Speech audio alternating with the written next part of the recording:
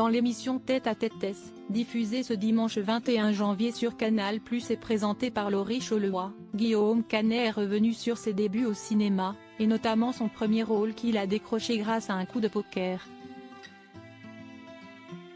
Voilà 30 ans qu'il séduit le cinéma français.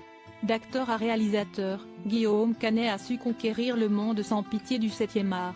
Si ses rôles majeurs l'ont rendu particulièrement populaire, il doit également sa notoriété au couple glamour qu'il forme avec Marion Cotillard depuis de nombreuses années. Bien qu'ils se rencontrent en 1997, et tournent ensemble en 2002 dans Jeux d'enfants, ce n'est qu'en 2007 que les deux acteurs se mettent ensemble. Ils fondent plus tard une belle famille avec la naissance de leur fils Marcel en 2011, et de Louise en 2017. Et malgré les nombreuses rumeurs de séparation, le couple reste parfaitement uni. Je peux juste vous dire que nous sommes une famille normale, avec des moments difficiles à traverser, des reconstructions. Et que tout va bien, avait commenté Guillaume Canet en septembre dernier dans les colonnes du Parisien.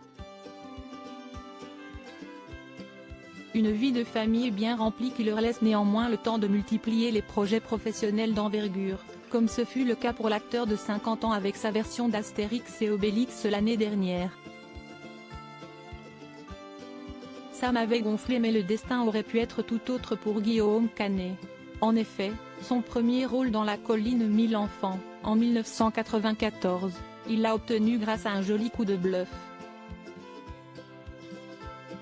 C'est ainsi qu'il l'a raconté dans l'émission Tête à Tête, diffusée ce dimanche 21 janvier 2024 sur Canal+, le vendredi, j'étais sorti du casting et on m'avait dit on vous rappellera.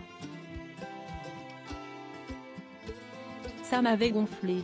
J'ai appelé la personne en charge du casting, aux alentours de 18 h, et je lui ai dit, je n'ai pas voulu vous le dire tout à l'heure parce que j'avais peur de vous le dire, mais en fait, je suis pris sur cette date pour un autre rôle, pour un autre film.